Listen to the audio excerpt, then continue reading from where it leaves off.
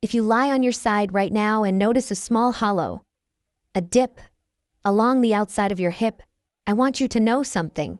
That's not just your bone structure, and it's not something you have to accept. In most cases, it's a sign that one specific muscle has slowly been switching off. And once you know which one and how to wake it back up, everything changes. After age 50, the body naturally begins to lose muscle mass, about 1 to 2% per year, according to the National Institute on Aging. And one of the muscles that weakens the fastest is one most people have never heard of, the gluteus medius. This muscle sits right on the outer side of your hip. Its entire job is to keep your pelvis stable every time you walk, turn, or shift your weight. When it's strong, your hips look full and feel steady. When it weakens, from years of sitting, reduced activity, or simply the natural aging process, the outer hip area starts to hollow out. That's the hip dip you're seeing.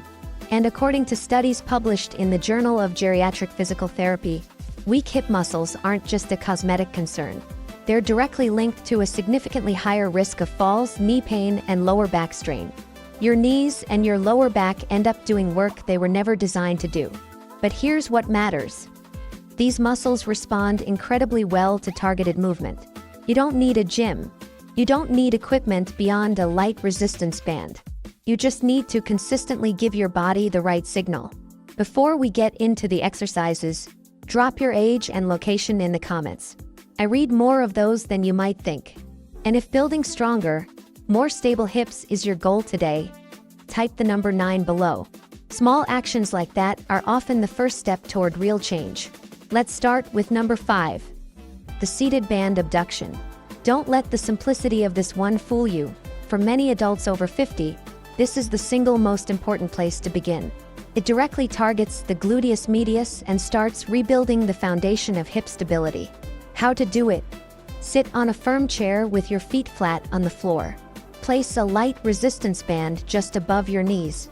Sit tall, don't lean back, and gently engage your core.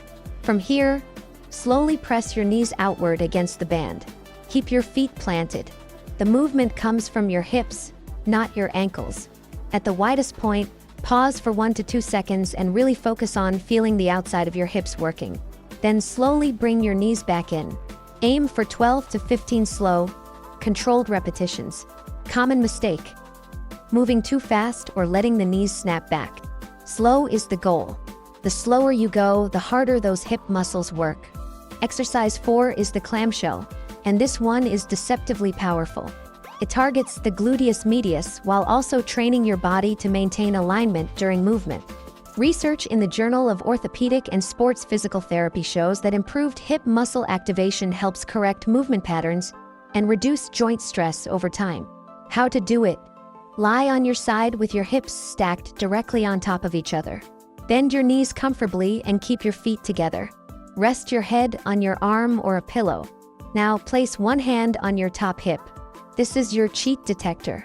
If your hip starts to roll backward, you've gone too far. Slowly lift your top knee upward while keeping your feet touching. Pause at the top. Then lower with complete control. 10 to 12 slow repetitions per side. Common mistake: lifting too high. That shifts the effort to your lower back. Keep the range small. That's exactly where the glute medius is doing the work. Number 3. The side-lying leg raise, a slightly more direct way to shape and strengthen the outer hip. This builds on the clamshell and specifically targets the gluteus medius in a way that creates that lifted, balanced shape along the side of your hip. Research in the Journal of Aging and Physical Activity links stronger hip muscles to better balance and improved movement control in older adults. How to do it? Lie on your side, legs stacked. Bend your bottom knee slightly for stability if needed.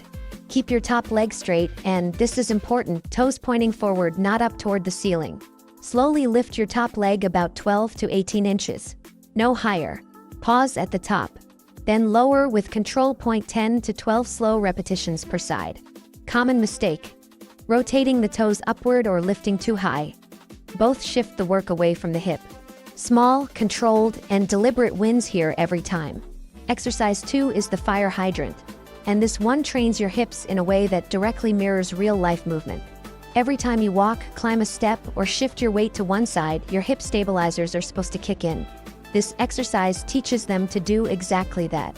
Movement research has shown that strengthening the hip stabilizers plays a key role in improving balance and reducing strain on the knees and lower back. How to do it? Start on your hands and knees, hands directly under your shoulders, knees under your hips, spine neutral. Gently engage your core. Slowly lift one knee out to the side, keeping it bent at 90 degrees. Think of it as a hinge opening at the hip. Only lift as high as your hips stay level and facing the floor. No leaning, no rotating. Pause at the top. Slowly lower point 10 to 12 controlled repetitions per side.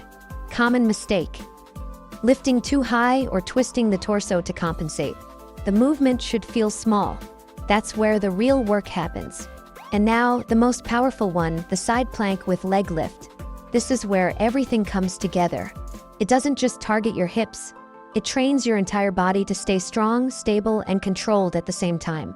Studies in the Journal of Geriatric Physical Therapy have directly linked this kind of functional hip and core training to significantly reduced fall risk in adults over 50. Lie on your side, elbow directly under your shoulder. Stack your legs or place your top foot slightly in front of your bottom foot for more stability. If you need extra support, bend your bottom knee. That modification is completely valid. Press your forearm into the ground and lift your hips into a straight line from shoulders to ankles. Find your balance. Then, slowly raise your top leg 30 to 45 degrees. Hold for 2 to 3 seconds. Lower with control 0.5 to 8 slow repetitions per side. Common mistake: rushing or letting the hips drop during the hold. The value of this exercise is in the pause. That's where your outer hip, core, and stabilizers are all working together. You don't need to do all 5 exercises on day 1. Here's a simple plan that builds you up safely. Weeks 1 to 2. Start with exercises 5, 4, and 3 seated band abduction, clamshell, and side-lying leg raise. 2 sets, 10 to 15 slow reps each. Focus entirely on learning the movement and feeling the right muscles activate. Week 3. Add the fire hydrant. Increase to 3 sets if it feels comfortable.